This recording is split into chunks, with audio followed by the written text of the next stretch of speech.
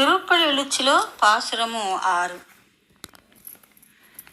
அப்பற வீட்டிருந்து உணரு நின்னடியார் பந்தனை வந்து அறுத்தார் அவர் பலரும்.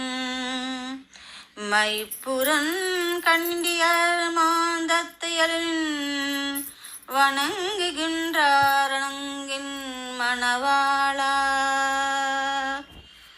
செப்பூரும் கமலங்கள் மலர்துளம் வயல் சூழ் திருப்பெருந்துறை உரை சிவபெருமானே. இப்பிறப்பருத்துமை அண்டு அருள் புரியும் எம்பெருமான் பள்ளி எழுந்தருளாயே.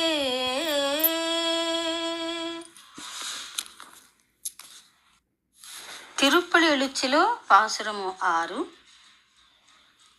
అరవిరిసిన కమలాలు నిండిన కొలనుల నడుమా శోభిల్లు తిరుపెరుందురై కోవెలలోనా. మాకై కొలువు తీరిన ఓ పరమేశ్వర కాటుక దిద్దిన కన్నెల హృదయ స్థితి ఓలే. భవబంధాలు సడలగా నీ భక్తులు నిన్ను సేవించగా నీకై ఇట వేచి ఉన్నారు. మము కరుణతో పాలించి కామితములీడేర్చగా సయ్యదిగి దేవర వేగమే బ్రోవగరావయ్యా.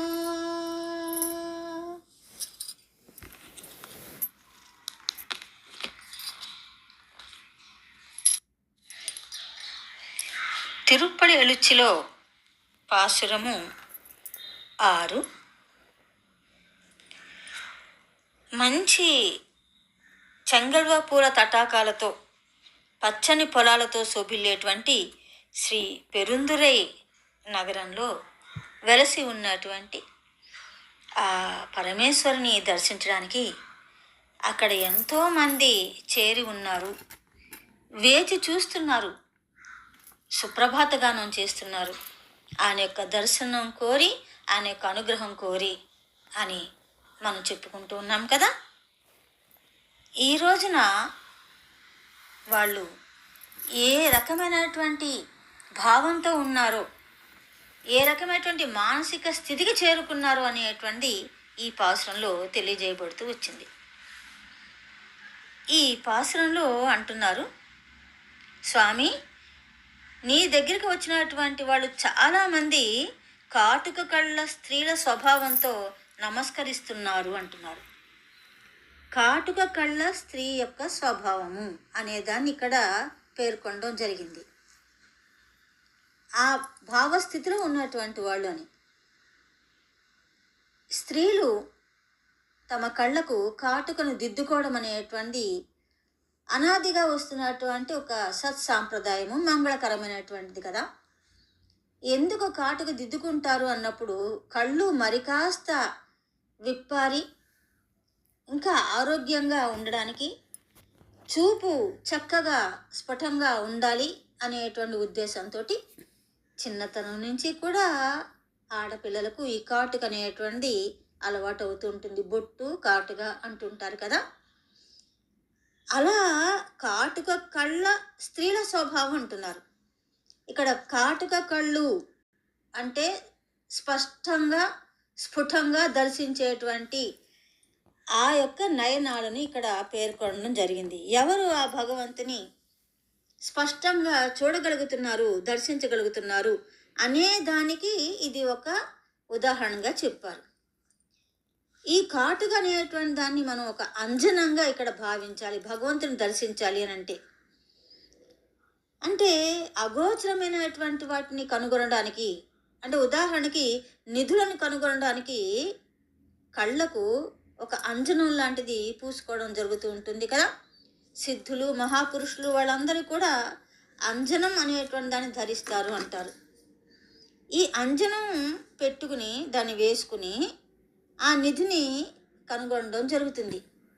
అంటే ఇక్కడ నిధి ఎవరు అంటే ఆ పరాత్పరుడు, ఆ భగవంతుడు, ఆ పరమేశ్వరుడు. ఆయన్ని కనుగొనాలి అని అంటే ఎలాంటి అంజనం వేసుకోవాలి మనం?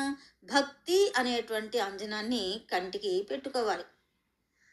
తర్వాత మనము యథావిధిని ఆ భగవంతుని చేరుకోవడానికి, భగవంతుని యొక్క ఉనికిని కనుగొన్న తర్వాత ఆయన్ని చేరుకోవడానికి మనం అనుసరించేటువంటి మార్గం ఏది ఉంటుందో దాన్ని ఇక్కడ నిధిని కాపలా కాస్తున్నటువంటి ఆ రక్షక దేవతలను పూజించడం అనేటువంటి జరిగిన తర్వాత కదా నిధి సొంతమవుతుంది.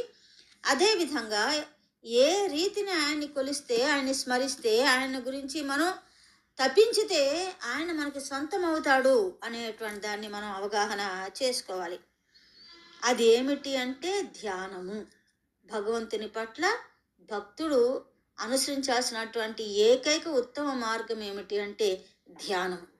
పూజలు ఇవన్నీ కూడా ఒక్కొక్క మెట్టుగా మనం దాటుకుని చివరికి ఆ ధ్యానం అనేది, ఆ ధ్యానం అనేటువంటిది కూడా ఒక నిర్ణీత సమయం అనేటువంటిది కాదు, ఒక నిర్ణీత ప్రదేశం అనేటువంటిది కాదు. ప్రారంభంలో అవన్నీ కూడా అవసరమైన నిరంతరము కూడా ఆయన యొక్క తపనలోనే, ఆయన యొక్క చింతనలోనే ఉండడం అనేటువంటిది. అలా ఆ భగవంతుని యొక్క పద్మ పెన్నిధిని కనుగొనడం అనేటువంటిది జరుగుతుంది. ఇలా ఉండడం వల్ల అంటే ఆ నిరంతర నామ మంత్రంతో మహాబలి గావించిన తర్వాత ఆ నిధి మన సొంతం అవుతుంది అంటే అప్పుడు ఇంకా మనలో ఉన్నటువంటి అజ్ఞాన ఆవరణ అంతా కూడా తొలగిపోతుంది. ఆ పరంధాముని, ఆ పరమేశ్వరుని యొక్క పాదయుగళి మనకి దర్శనం అవుతుంది. అలా కాటుక కళ్ళు కలిగినటువంటి స్త్రీల స్వభావం అంటే ఇంతగా మనం దాన్ని లోతుగా అర్థం చేసుకోవాలి. ఆ భక్తి అనేటువంటి అంజనాన్ని మనం కళ్ళకి పూసుకున్నాము అంటే ఆ భక్తి తత్పరలో మనం అలాగా మునిగి ఉంటే అప్పుడు అజ్ఞానం అనేటువంటిది పోతుంది అన్నారు.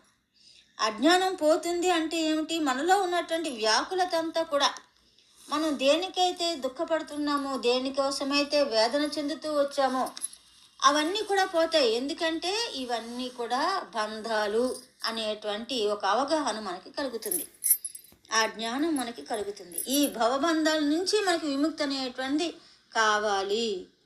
ఆ భవబంధాల్లో మనం పొందేటువంటి సుఖము, ఆనందము, సంతోషము కన్నా కూడా దానివల్ల పెరిగేటువంటి వేదన ఎక్కువగా ఉంటుంది. ఇవన్నీ కూడా తొలగిపోతాయి ఎప్పుడైతే నీ యొక్క చింతన మాలో నిరంతరము కొనసాగుతూ ఉంటుందో. అలాంటి ఎప్పుడైతే దీన్ని అవగాహన చేసుకుంటారో వారు క్రమక్రమంగా ఆ బంధాలను ఛేదించుకునేటువంటి ప్రయత్నం చేస్తారు.